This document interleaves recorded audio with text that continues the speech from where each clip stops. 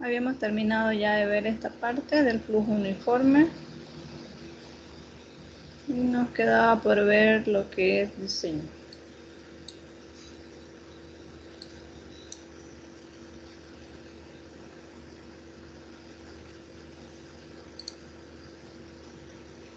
No quiero ver el tema.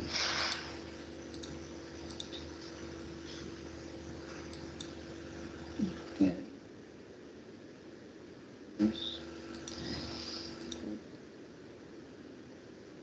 5 diapositivas, o sea, 5 presentaciones, ¿no? 5 clases.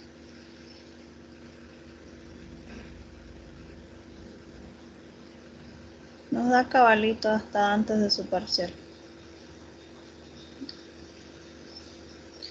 Vamos a empezar con el diseño de canales. Vamos a hacer el diseño de canales en flujo uniforme, ¿no? Considerando que es un flujo uniforme permanente. Dentro de lo que es diseño de canales tenemos que ver los tres tipos por así decirlo, de diseño de canales. El canal no erosionable, los canales erosionables y los canales de pasto, ¿ya? Nos vamos a centrar básicamente en los canales no erosionables, que son los que usualmente nosotros realizamos, pero van a ver que alguna particularidad, les voy a explicar la particularidad que tienen los canales erosionables. En el caso de que es un canal no erosionable, son aquellos canales artificiales revestidos, construidos, algunos canales no revestidos, pero que están excavados en cimentaciones que son firmes, como los lechos de las rocas. ¿Ya?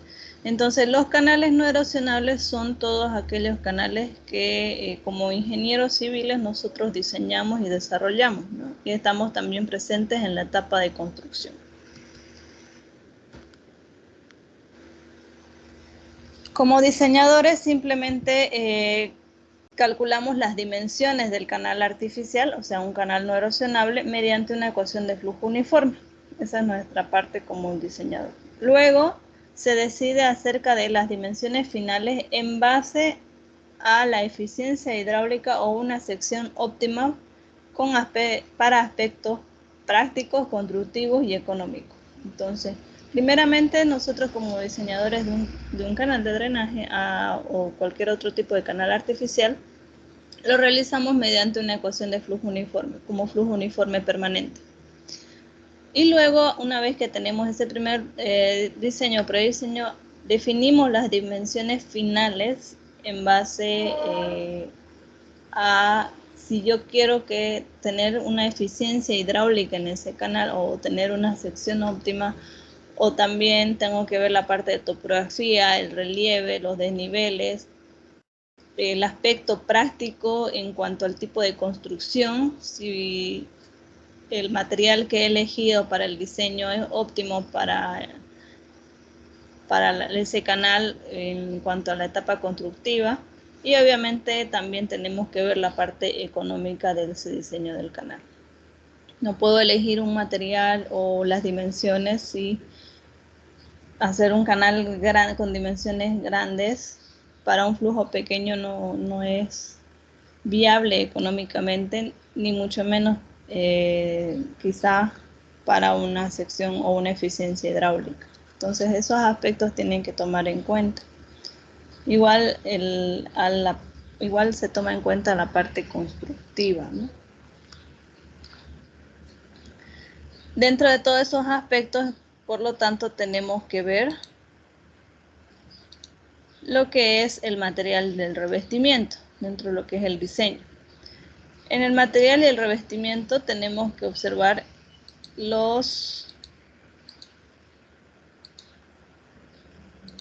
dentro de lo que es el material y el revestimiento tenemos que ver qué tipos de materiales realizar. Tenemos el concreto, la mampostería,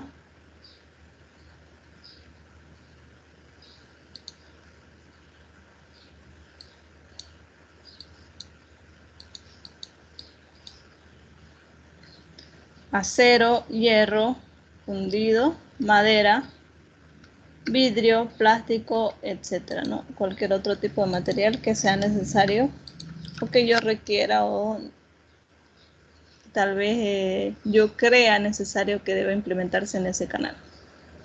La selección del material, ¿de qué depende? De la disponibilidad de este material, del costo, del método de construcción y del propósito para el cual se va a utilizar el canal. Entonces tengo que ver bien, en el caso de unas carreteras, si estoy haciendo una alcantarilla no lo voy a hacer de, algunas son de hierro fundido, pero si las magnitudes son grandes ya lo tendría que hacer de concreto vaciado en sitio. Si estoy diseñando un canal en alguna comunidad donde no hay cómo hormigonar, tal vez lo puedo hacer de mampostería inicialmente, ¿no? Para que más adelante, cuando ya toque hacer su mantenimiento o toque ya empiece a tener problemas, recién cuando el municipio tenga un poco más de dinero y todo, ya recién se puede hacer de concreto. Entonces todas esas partes tienen que tomar muy en cuenta el tipo del material y el revestimiento. Es lo primero que uno elige para saber también nuestras velocidades y nuestros coeficientes de rugosidad. Luego tenemos que ver la velocidad mínima permisible. ¿A qué se denomina velocidad mínima permisible? Es la velocidad que no se sedimenta, es aquella menor velocidad en la cual no se me permite el inicio de la sedimentación, no me induce el crecimiento de plantas acuáticas y de musgo. Entonces, esta velocidad mínima es aquella que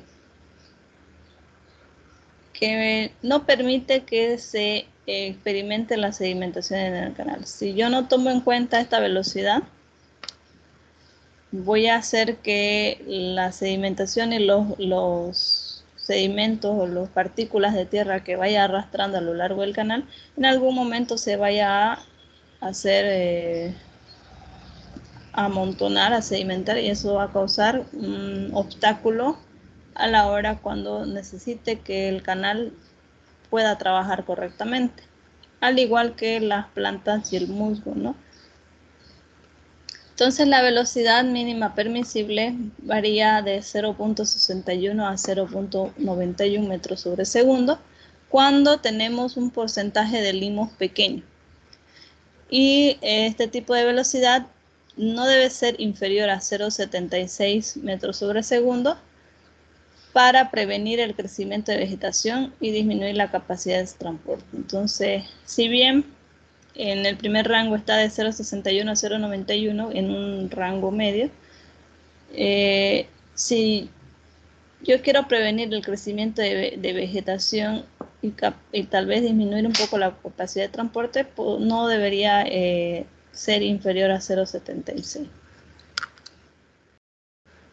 Luego tenemos que ver otro aspecto para el diseño, que es la pendiente longitudinal del canal. Esta pendiente viene ligada a la topografía, a la altura de energía requerida en el flujo. Entonces, gracias a los datos topográficos, puedo yo obtener esta pendiente longitudinal. También va en dependencia del propósito del que yo le voy a otorgar al canal que estoy diseñando. Pues conviene tal vez una pendiente pequeña para mantener un mínimo de pérdidas en la elevación. Si tengo pendientes altas, voy a tener tal vez más pérdidas en cuanto a la energía, ¿no? Al caudal. Luego tenemos lo que son las pendientes laterales del canal o taludes. Dependen principalmente de la clase de material y se deben considerar otro tipo de factores como los factores que están ligados al tipo de material, ¿no? Que son los métodos de construcción, la condición de pérdidas por infiltración, los cambios climáticos, el tamaño del canal. Entonces, para elegir mi talud o la pendiente lateral del canal, adelante vamos a ver que lo tomamos por tablas, pero se debe tomar principalmente qué tipo de material yo estoy utilizando y los distintos tipos de métodos de construcción. Como les decía, para elegir nuestro talud lo podemos tener por tablas ya estandarizadas que han sido producto de varias pruebas empíricas. Entonces, como nos indican anteriormente que tiene que estar ligado al tipo de material, aquí tenemos material de roca. Aproximadamente su pendiente lateral o talud es vertical, 1:1. Tenemos estiércol y suelos de turba, 1/4:1. Arcilla rígida o tierra en recubrimiento concreto de 1/2 o 1:1:1. Tierra con recubrimiento de piedras o tierra en canales grandes, 1:1. Arcilla firme, tierra arenosa y marga, arenosa o arcilla porosa. Por último, también tenemos aquí otra tablita en la cual está dividida por canales poco profundos y canales profundos. ¿En qué se basan los poco profundos? En una relación de la base con respecto al tirante. Si esa relación es mayor a 1, estamos hablando de un canal poco profundo. Si la relación de la base con el tirante es menor a 1, hablamos de un canal profundo. Entonces, de esa forma podemos elegir. Acá arribita les indica talud Z igual Z 2.1, quiere decir que el valor de Z es el primer valor. En este caso, si voy a hablar de una arcilla compacta en el caso del material para un canal poco profundo, mi talud sería de 0.5. ¿Se acuerdan? El dato que utilizamos para poder hacer nuestros ejercicios. En este caso, vemos nuestras tabletas según el diseño que nosotros estamos realizando, el tipo de material o el suelo que nos da nuestro estudio de suelos. Entonces vemos, ¿no? Si estamos en arena suelta en un canal profundo, nuestro talud se da de 3.0. Otro aspecto que consideramos en el diseño es el borde libre. ¿A qué se denomina borde libre? Es la distancia vertical en la parte superior del canal que conlleva hasta la superficie del agua en la condición de diseño. Este borde libre debe ser suficientemente grande como para prevenir las olas o las ondas del canal. Vamos a ver aquí. El borde libre entonces será esta altura. ¿Ok? A ver si lo podemos marcar.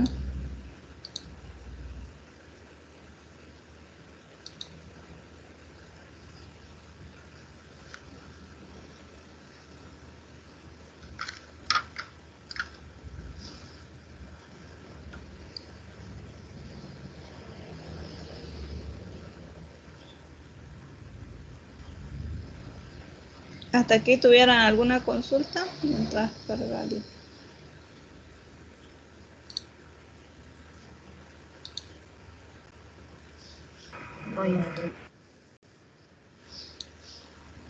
El borde libre entonces será esta altura de aquí. La altura de borde libre. de la altura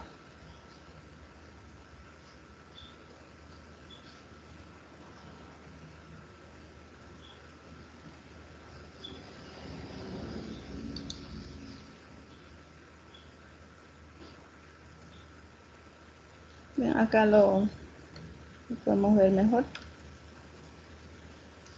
Ya. Desde la altura, desde donde empieza la altura de flujo o la superficie del agua hasta donde termina la altura total del canal. Ese sería el borde libre. Entonces, este borde libre tiene sus fórmulas, también se puede sacar por tabla y me permite que ante un caudal, cuando haya una, por ejemplo, una tormenta que sea excepcional, haya un flujo excepcional al cual hayamos diseñado, entonces esto me tiene que tener la capacidad de prevenir las ondas y que se pueda sobrepasar el canal. Más que todo para eso es el borde libre.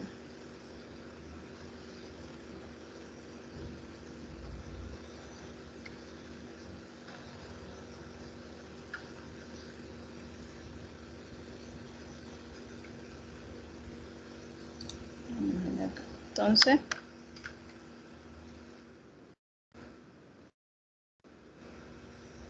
aquí vemos dos formulitas para canales en tierra y para canales revestidos. Para canales en tierra es igual a Y tercios y para canales revestidos es igual a Y quinto. O sea, al tirante entre 3 y al tirante entre 5, respectivamente. Como les indicaba en la siguiente diapositiva que les voy a mostrar, vamos a ver que el borde libre también se puede determinar mediante tablas. Un poco.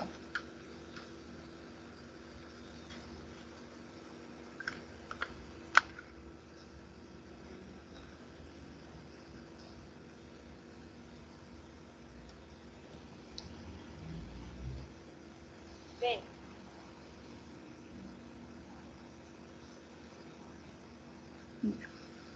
Ahí les muestro entonces para canales en tierra y canales revestidos.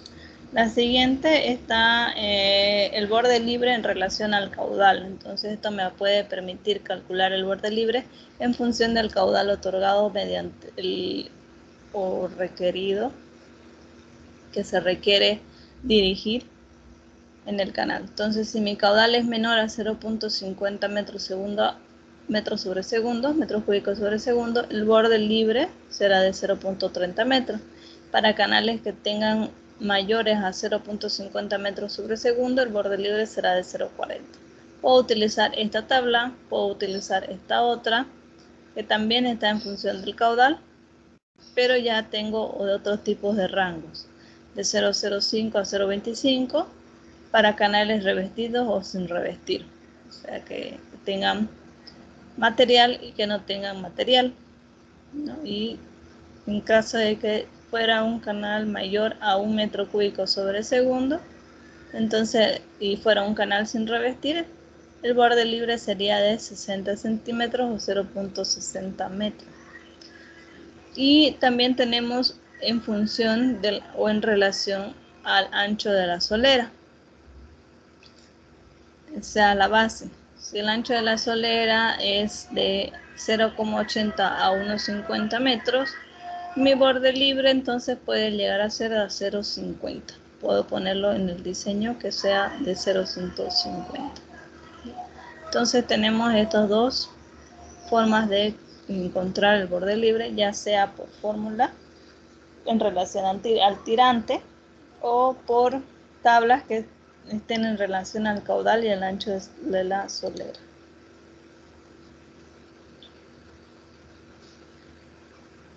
Entonces el borde libre puede estar en función del tamaño del canal, velocidad del agua, o sea, la altura del borde libre en canales para laterales de riego revestidos dependerá de lo que es el tamaño del canal, la velocidad del agua, la curvatura del anidamiento, condiciones del caudal de entrada, fluctuaciones del nivel de agua, es lo que les decía, y acciones del viento. En esta tablita también se puede determinar el borde libre. Vamos a verlo en este gráfico. Este ya sería por el método gráfico.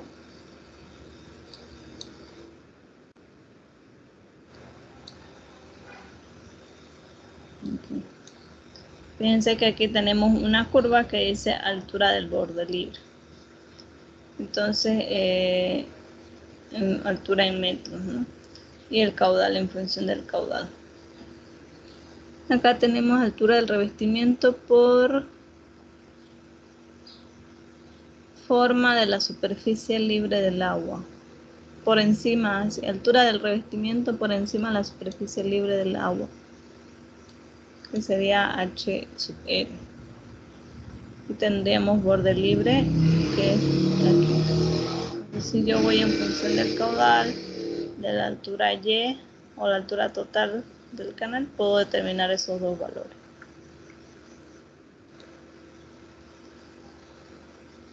Luego entraríamos a lo que son las secciones de máxima eficiencia hidráulica. Este tipo de secciones es aquella forma que conviene dar a una sección de una magnitud dada, en la cual se escurra el mayor caudal posible. O sea, es una sección que me va a dar un área mínima para un caudal determinado. Por eso se denomina de máxima eficiencia hidráulica. Puedo encauzar un caudal X determinado en un área mínima o en un área normal. Entonces, si yo lo hago en un área mínima para ese tipo de caudal, estoy hablando de una sección que va a trabajar por máxima eficiencia hidráulica. Aquí les muestro solo una fórmula en la cual no se basa todo, pero es una muestra, solo es una fórmula de eficiencia hidráulica para una sección trapezoidal. En el caso del talud sería igual a la raíz cuadrada de 3 sobre 3, eso para el talud. Pero para eficiencia hidráulica tenemos la siguiente tablita y tenemos también una fórmula que la vamos a ver en los ejercicios. Es una condición que se denomina condición de máxima eficiencia hidráulica para canales, hay para canales trapezoidales, canales rectangulares, canales circulares, canales triangulares. Usualmente, en el caso de secciones de hidráulicas óptimas o eficientes, utilizamos la de sección trapezoidal. Esa es la más eficiente, ¿ya? Entonces podemos ver ahí sección transversal, trapecio medio hexágono, el área raíz cúbica de 3 por raíz cuadrada de 3 por y al cuadrado, y cambia su perímetro mojado, su ancho superficial, su profundidad hidráulica y todo en función a una sección óptima. Nuevamente lo que van a ver ustedes en los ejercicios que más podemos utilizar es el radio hidráulico. Con eso vamos a definir o resolver nuestros ejemplos de máxima eficiencia hidráulica. Con el radio hidráulico y con la condición de eficiencia hidráulica, que es otra formulita. Fíjense que el radio hidráulico ya no es área sobre perímetro, sino que llega a ser un medio de Y. Para eficiencia hidráulica, nuevamente les repito. Luego tenemos, vamos a ver un poco, explicar un poco de los conductos abovedados, en el cual se ve la máxima velocidad. A medida que el tirante va incrementando, el caudal también se va incrementando, por lo tanto, solo hasta cierto valor del tirante. Algo similar ocurriría con la velocidad. Entonces, podemos ver la relación que deberán cumplir área y el perímetro para obtener una máxima velocidad y un máximo caudal en los conductos abovedados.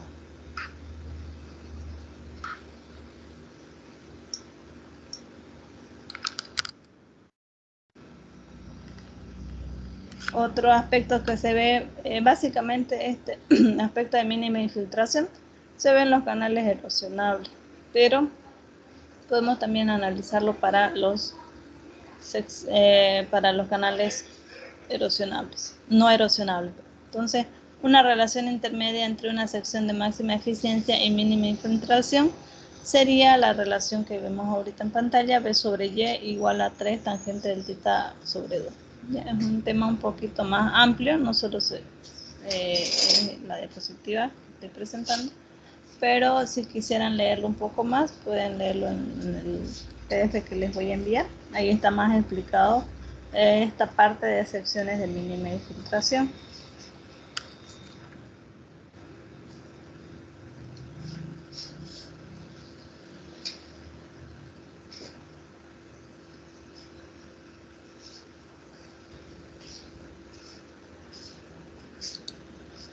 Entonces, ¿qué pasos vamos a necesitar para poder hacer el cálculo de las dimensiones de la sección?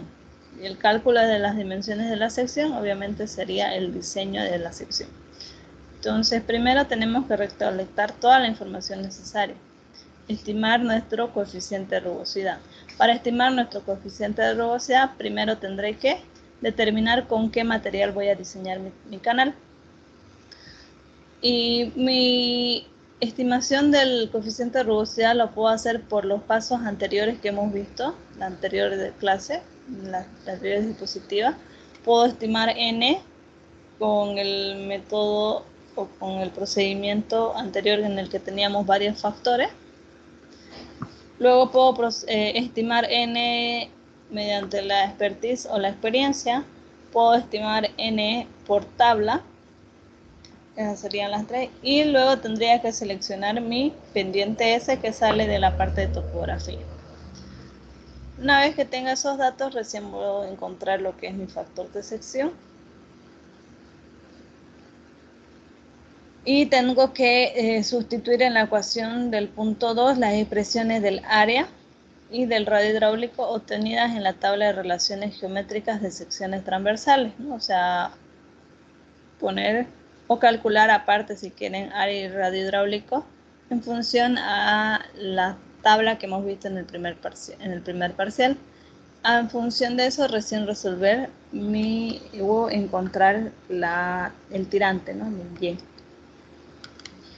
Ahora, para encontrar este tirante hay varios procedimientos. Pueden hacerlo usando tabla, pueden hacerlo usando los monogramas o pueden hacerlo usando las fórmulas, ¿no? Entonces, acá tenemos el punto 4. Si directamente se requiere una sección óptima o hidráulica óptima, sustituir en la ecuación anterior las expresiones de área y radio hidráulico de la tabla de elementos geométricos para secciones óptimas y resolver o encontrar mi profundidad Y. ¿Ya? Entonces, para canales de irrigación, algunas veces la sección del canal se proporciona reglas empíricas en las que puedo utilizar directamente que el tirante sería igual a 0.5 por raíz cuadrada de A. Eso podría usar para canales de irrigación. Para los otros tipos de canales, entonces tengo que ver si estoy haciendo un diseño normal, sin eficiencia hidráulica o sección óptima, y tengo que ver si estoy haciendo un diseño con sección óptima. Entonces, analicen bien esa parte. Si yo les coloco en el examen, diseñen el siguiente canal, pero no les estoy diciendo que hagan, calculen el mínimo material posible que entre o diseñen el canal considerando que debe entrar poca cantidad o el mínimo cantidad de material. Algo que especifique a lo que sea sección óptima o eficiencia. Entonces tienen que calcularlo o diseñarlo por normal, un diseño normal. Pero si estamos hablando o estamos requiriendo hacer un diseño de sección óptima, entonces tendría que utilizar las ecuaciones o las fórmulas para secciones de máxima eficiencia hidráulica y diseñar el canal de esa forma. ¿Por qué le llamamos diseño de canal? Porque estamos encontrando todas las variables o las dimensiones de mi canal, ¿no? Puede que no tenga ni base, puede que no tenga el talud, no tengo ni altura. Entonces, esos elementos son los que yo estoy encontrando mediante el diseño. Yo los estoy proponiendo. Entonces, el diseño de un canal va a variar en función de la experiencia y el criterio que tenga cada diseñador. Una vez que ya tenga mi tirante, tengo que verificar la velocidad mínima permisible, encontraré mi velocidad media y verificaré si está dentro de los parámetros de velocidad mínima permisible. Por último, encontraría lo que es el borde libre apropiado en función a la profundidad de la sección del canal. Y aquí podemos ver algunas curvas empíricas que me muestran el ancho de fondo y la profundidad en canales revestidos. Son algunas curvas que nos pueden ayudar a encontrar el ancho de solera y el tirante en función del caudal que tengamos, ¿no?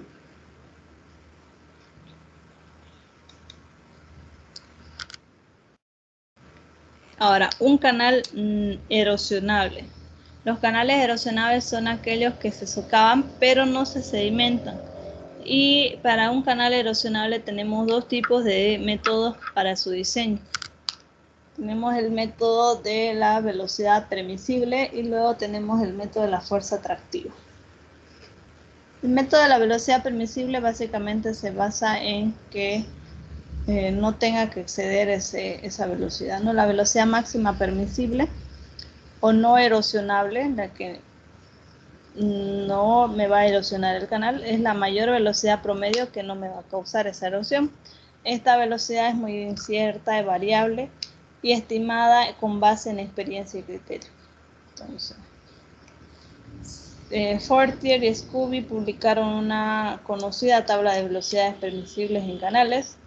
Estos valores corresponden a canales que han pasado muchos periodos hidrológicos colocados en pequeñas pendientes para profundidades de flujo menores a 0.1. O sea, han hecho un experimento en base a ese tipo de canales y han sacado su conclusión para las velocidades máximas permisibles.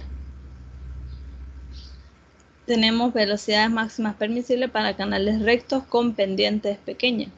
Ejemplo, grava fina. El coeficiente de velocidad de la grava fina es n igual a 0,020. Si el agua es limpia, nuestra velocidad máxima permisible será igual a 0,762 metros sobre segundo.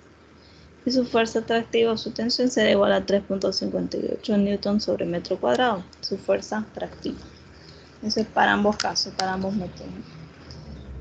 Y luego tenemos también nuestras velocidades medias no erosivas para suelos granulares en metros cuadrados. Si el diámetro medio de las partículas es 5 milímetros, entonces su profundidad media de flujo es 2 metros, voy a tener una velocidad media que no me logrará la erosión de 1 metro sobre segundo.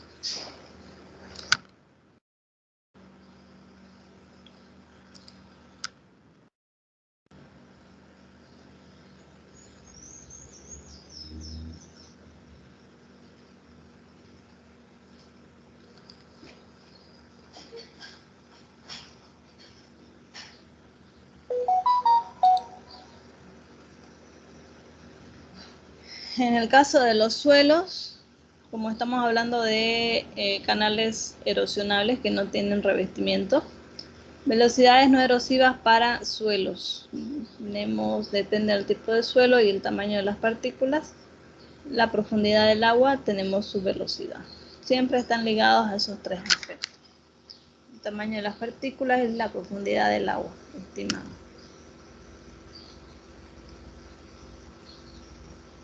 Entonces, ver el tipo de material por el cual conforma el cuerpo del canal, estimar su coeficiente de rugosidad de ese material, estimar la pendiente del talud lateral y la máxima velocidad máxima permisible, ¿no? Que está en las interiores diapositivas. Una vez que tengo esas estimaciones, calculo el radio hidráulico a partir de Manning, calculo el área mojada requerida para el caudal y esa velocidad permisible, o sea, ahí recién la tomo esa velocidad. Luego calculo el perímetro mojado, utilizo las expresiones de área y perímetro para canales o para secciones normales sin tomar en cuenta la máxima eficiencia, simultáneamente para B y Y, o sea, las expresiones de base y las expresiones de tirante. Por último, es lo que se hace el borde libre, que es necesario y modificar la sección con el fin de hacerla más factible. Esos son algunos pasos. Ya bueno, el método de la fuerza atractiva no lo voy a explicar mucho, pero sí les voy a dar algunas pautitas. Cuando el agua fluye en un canal, se desarrolla una fuerza que actúa en el lecho de este canal que va a ir en dirección del flujo. Entonces esta fuerza atractiva es aquella fuerza que no es más que el empuje del agua sobre el área mojada, o sea, es aquel empuje que me genera el agua sobre el área en la que se encuentra este fluido.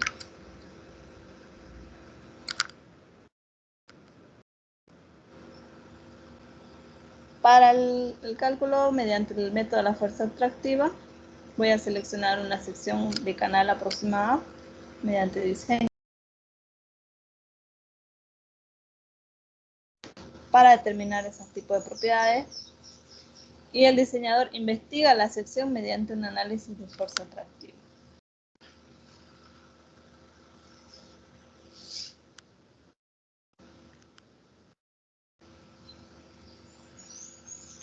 Esto es para el método de materiales no cohesivos. El efecto de rodar hacia abajo a lo largo de la pendiente lateral debe considerarse junto con el efecto de la distribución de la fuerza.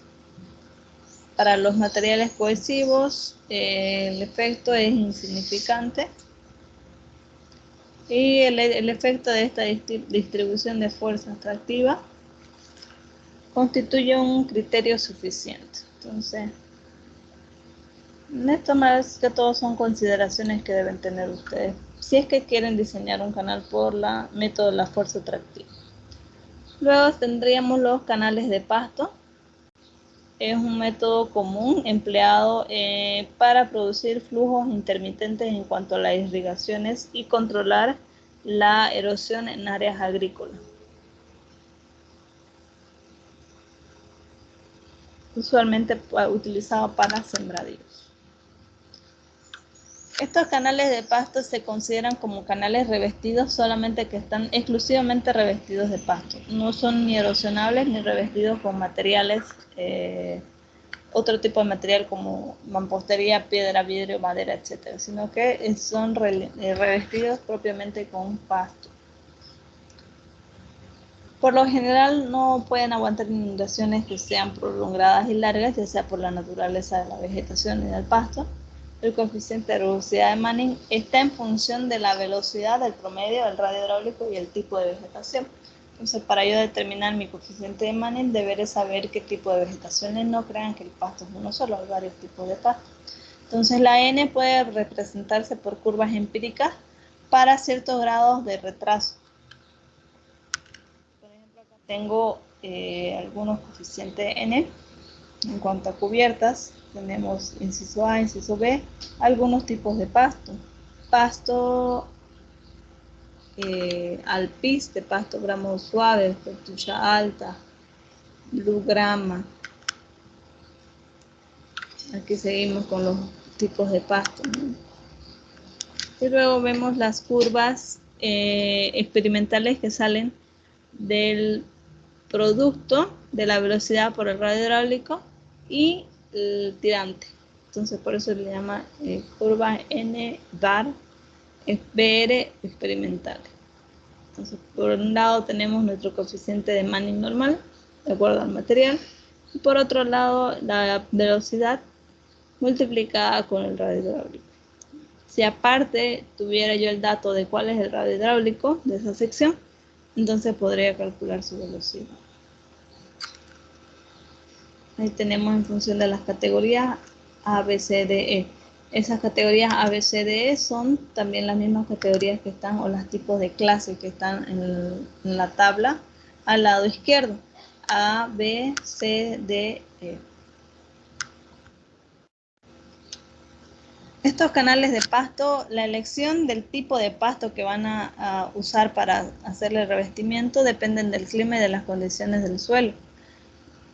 Y obviamente tomando en cuenta que la consideración es darle estabilidad al canal sin utilizar algún otro tipo de material.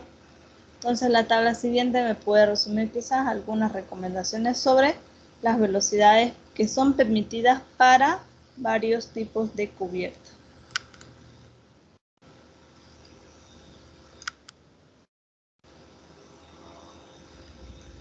Dentro de los canales de pasto se siguen algunos lineamientos. Las velocidades deben ser menor a 0,91 para que se pueda mantener esa cubierta vegetal escasa y no sea algo perjudicial para nuestro canal. La velocidad debe ser de 0,1 máximo a 1,20. ¿Para qué es necesario ese lineamiento en cuanto a la velocidad?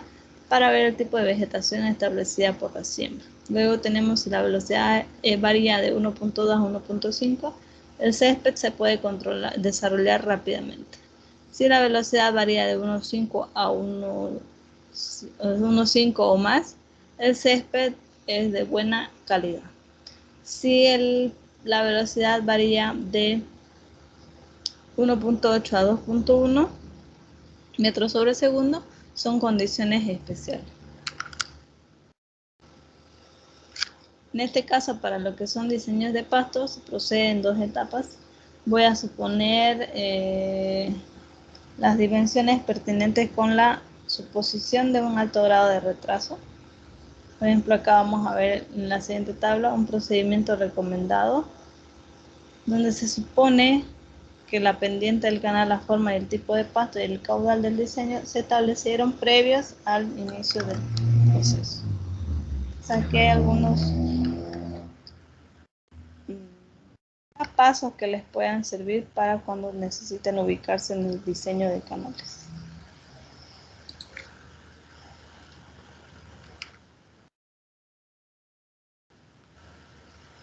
Acá tenemos, algo un poco más de información sobre Cohen, en el cual estudia un movimiento ondulatorio y doblado del pasto.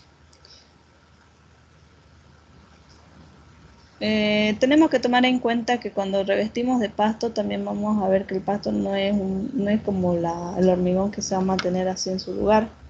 Entonces por eso que se toma en cuenta el movimiento que se genera en el pasto, ya sea por acción del viento o por acción de la propia velocidad del flujo.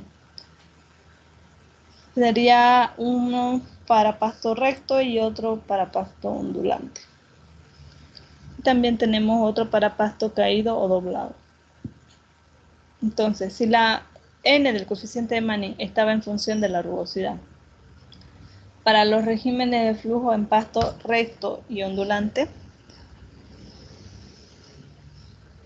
pero estaban en función de Reynolds para pasto caído y doblado. Entonces hay que tomar en cuenta para ambos tipos de pasto, ¿no? Cuando está bien el pasto o cuando está ya doblado.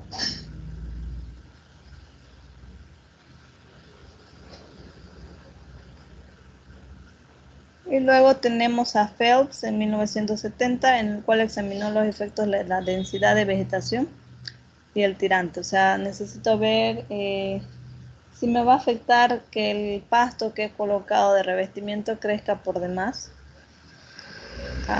y el tirante que he diseñado, ¿no? Entonces las diferencias entre las fronteras de flujo sobre la vegetación parcialmente sumergida es significativo. En el caso del flujo sobre pasto, el número de Reynolds crítica es en función del tirante. De algunas consideraciones.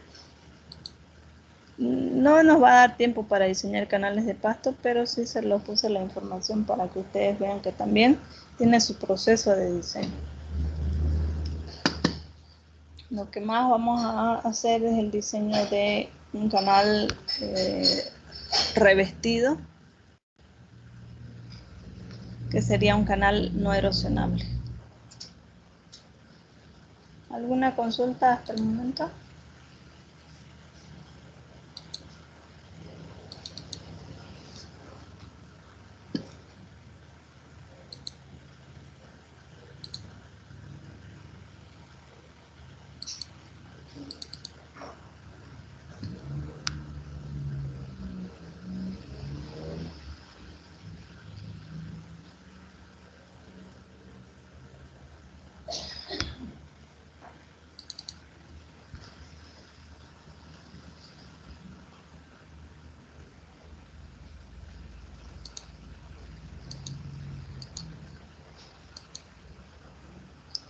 Esa sería la parte teórica de lo que son el diseño de secciones.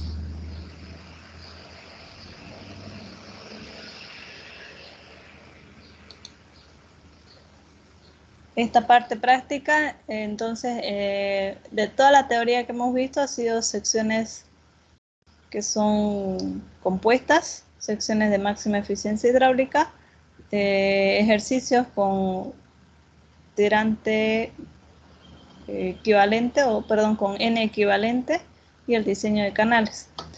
Muy probablemente no nos dé para entrar al flujo crítico, pero si nos da, metemos un ejercicio de flujo crítico. Si no, lo vamos a dejar para el final. Entraría ya flujo crítico, resalto hidráulico y vertedero.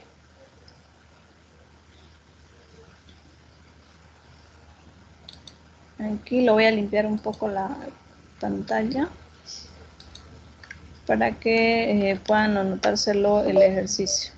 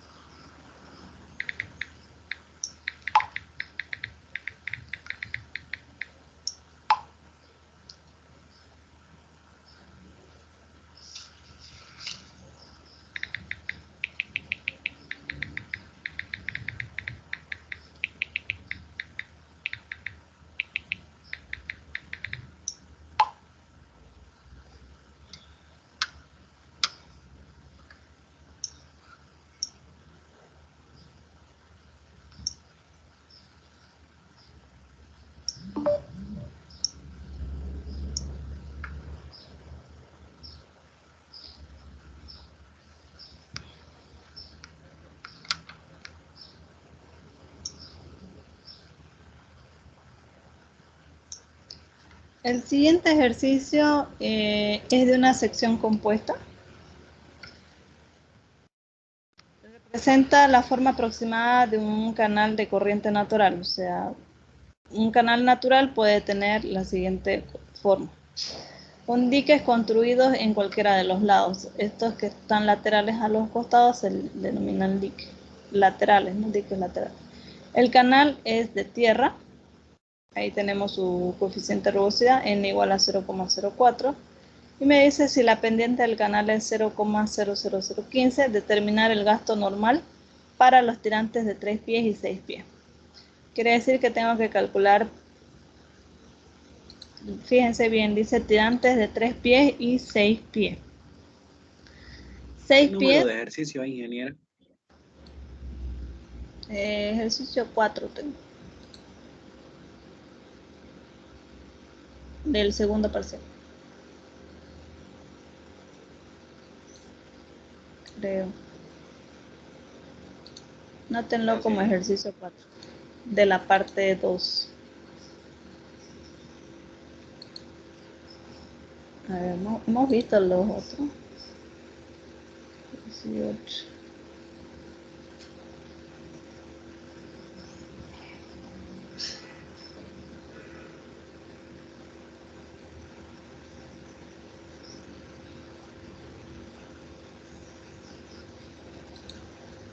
Ya me hicieron lugar.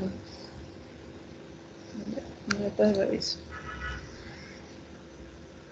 Entonces, como les decía, tengo para 6 pies, fíjense de dónde va, que sería la altura total considerando el canal hasta este flujo, hasta esta altura de flujo. Y luego sería 3 pies, que es hasta esta línea segmentada. Tenemos los 3 pies. Y me pide determinar el caudal para esos dos tirantes, para 3 pies y 6 pies. Entonces, en el caso del de 3 pies, significa que solamente voy a considerar la parte central. mi área mojada será lo que está en celeste, o mi perímetro mojado será lo que está en celeste, y mi área mojada será solamente el trapecio, porque mi tirante es hasta los 3 pies.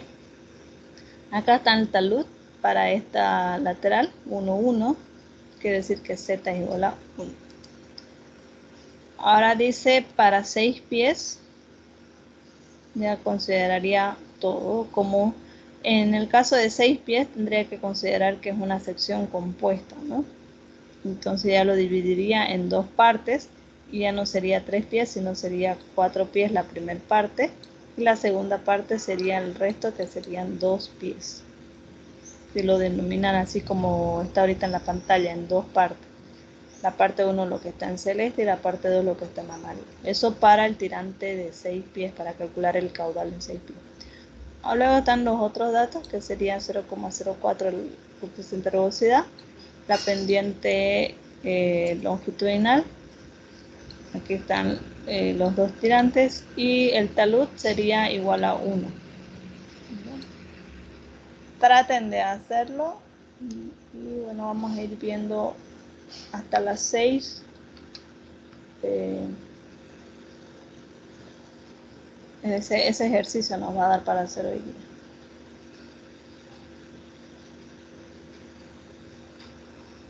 Serían como una sección compuesta, que le voy a dar del de 3 pies.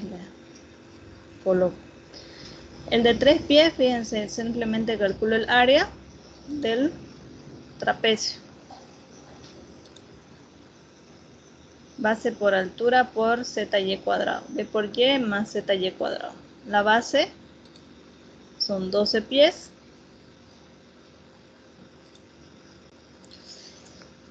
La altura 3 pies. La M o la Z, el talud es 1. La altura 3 pies. Por lo tanto me da un área de 45 pies. ¿Pueden confirmar estos datos, por favor? El perímetro para un trapecio es base más 2 veces Y por raíz cuadrada de 1 más Z al cuadrado. Perdón. Nuevamente la base es igual a 12